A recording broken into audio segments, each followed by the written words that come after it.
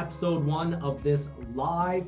So if you're not watching it as a live, you're now on episode 1, why the Ford Maverick is going to be one of the most reliable vehicles. And of course, there's going to be all sorts of people out there that say just about anything. Heck, just recently, I read someone saying that, actually several people saying that the Maverick was horrifically overpriced. And it's actually, with inflation, compared to the Ford Model T, which back in the day was the least expensive automobile you could get by a long shot. It was a third of the price of European vehicles, which were way back at the beginning of the automobile industry.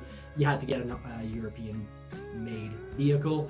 Ford came out with the Model T, 1/3 of the price, and the Maverick is actually less expensive when you take inflation into account than a Model T. So the Maverick not only is an incredible price, it's less than a Honda Civic, and it's more fuel efficient, but I'm gonna go through the list of why this is actually unbelievably reliable.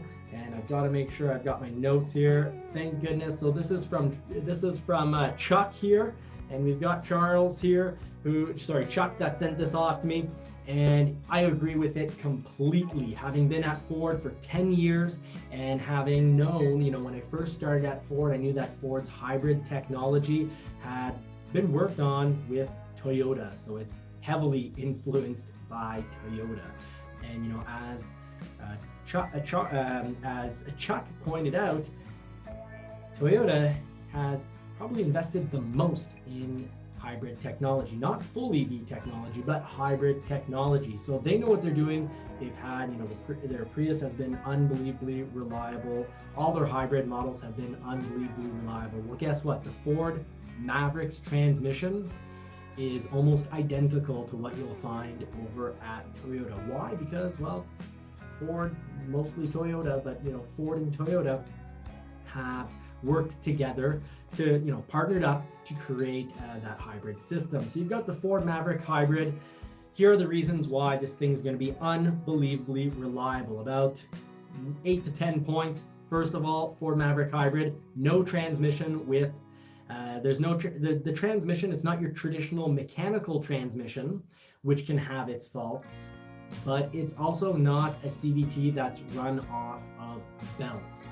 So you do still have, someone tried to tell me that automobiles haven't had CVT transmissions that run off belts since the 1950s, and I don't know where that came from, because if I'm not mistaken, the early Rogues were all belt driven. So their transmission is a planetary gear set. It's one big old gear, big and thick with big thick teeth, and a bunch of other smaller gears working together to help simulate a normal driving experience. If you have a belt-driven CVT, which I'm convinced is what I didn't prepare what's going on at Nissan, but I'm absolutely convinced from my memory that for a good period of time, that's just how Nissan's, all their transmissions were, and that's why when you go up a hill, you'd always go up a hill at about 4,000 RPM. Just was a bit noisy, annoying, and relatively unreliable. So the Ford Maverick hybrid, reason 2, it's going to be unbelievably reliable. And that, comparing to the overall market. Marie, guess what? You have no starter. Your hybrid has no starter. You want to take a guess why? That's a fact. Because normally it starts electric. We have no sound and we don't feel it. No, that's completely right. That's right. Okay, you said. I know, I was like, there you go. Okay, it's a ha. It's a ha. So yeah, I'm impressed. Good job. High five. So Marie's completely right. It's because, basically let's talk a bit about how that electric motor works. Everyone's calling it one electric motor. The Ford Maverick has an electric unit up front, and that electric unit has 2 motors. The first bigger motor is a torque motor. It's for turning the wheels, and the smaller electric motor is all about charging the 12-volt battery. It's about starting the vehicle, and also it generates energy. When you let go of the accelerator pedal, it generates energy for the 1.1 kilowatt battery. So no starter, and while I kind of gave away the third point, the Ford Maverick hybrid has no alternator. I hope I pronounced that correctly. You can let me know in the comments, but alternator. In French, alternateur. Well, you say it in French. Alternateur. Thank you. Fourth of all, the Ford Maverick Hybrid has no timing belt. It's chain driven. So historically, at all manufacturers, when they have a timing belt, that is a belt, well, it wears out with time. My Toyota MR2, you know, right now my Toyota MR2, what's going on with it? It's sitting around not doing a whole lot of anything. Yeah, I was saying that it was doing nothing before you speak. It's pretty. It's pretty, but I prefer there's that. nothing in the backyard. It's better than a cement statue that the frost will break into pieces, like we lost a few cement statues But this the winter. cost is a little bit different. The cost is a little bit different. Yes, because we get a good deal. We know a guy. We know a guy for statues. So there's the Toyota MR2, and it's belt driven. So with it being on a belt, this thing, the timing on the belt has gone off. If the timing belt had broken while driving, you can actually destroy the motor. Or sometimes you get real lucky and it doesn't destroy the motor. But there's the MR2 all painted up, still not running because the timing belt, the timing is off and it needs a new belt. It'll definitely benefit from a new belt. So when you have a timing chain, you might change that more around 200,000 kilometers, let's say 150, 160,000 miles.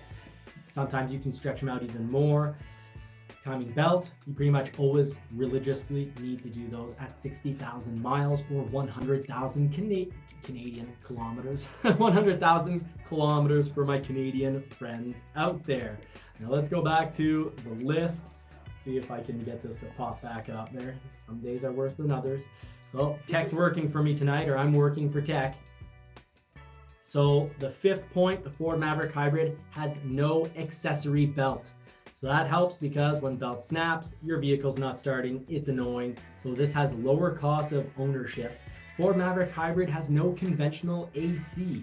So the AC is electric driven by the high voltage battery. So I think what we mean by no conventional AC, well, it says it right there. It's electric driven by the high voltage battery. And if anyone in the comments wants to help me out, but I wonder if there's a small thermopump on the Maverick. Our Lightning absolutely does. The Mach-E does. But I'll need to look more into that for a future live unless someone already has the answer. Also, there's no turbochargers. Over time, turbochargers do need a little bit of assistance. Like generally, they'll need replacement. Now we're going to throw in the mic. Yeah, I'll just stop you there because people say that the sound is low, so I'll just plug it. We forget before entering in the show. Okay, so tell us if it's better now. Try to get it off crooked drunk cam mode. All right, so hopefully that made the sound a whole lot better.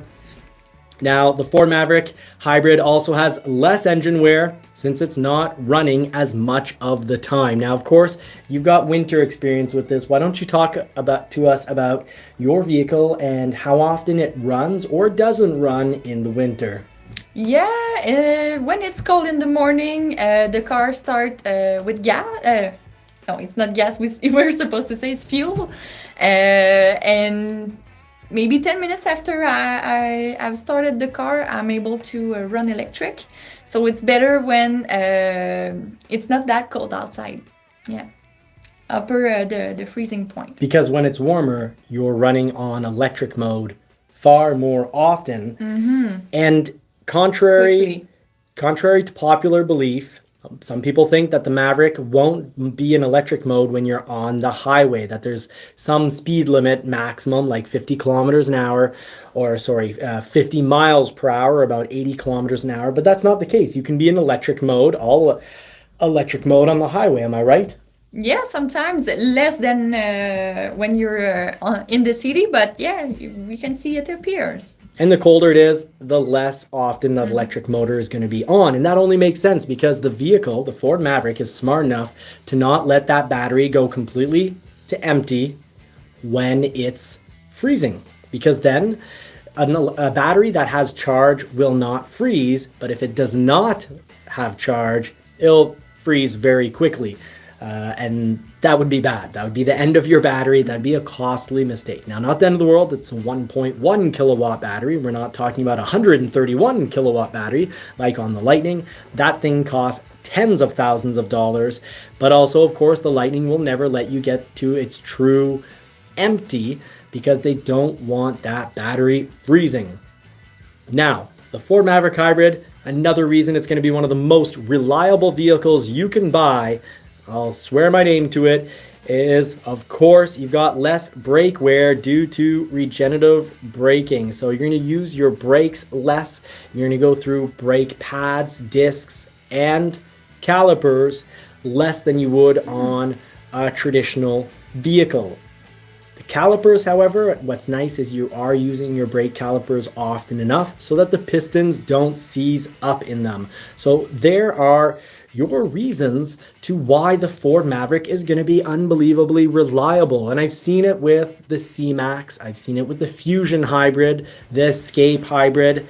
And if you go back to, even the first Escape hybrids that didn't have the same battery technology as we have here, they're nickel based, but you go back to those batteries for the 2003 Escape, and heck, there's taxis in New York and San Francisco that have hundreds of thousands of miles on them, and like bad miles.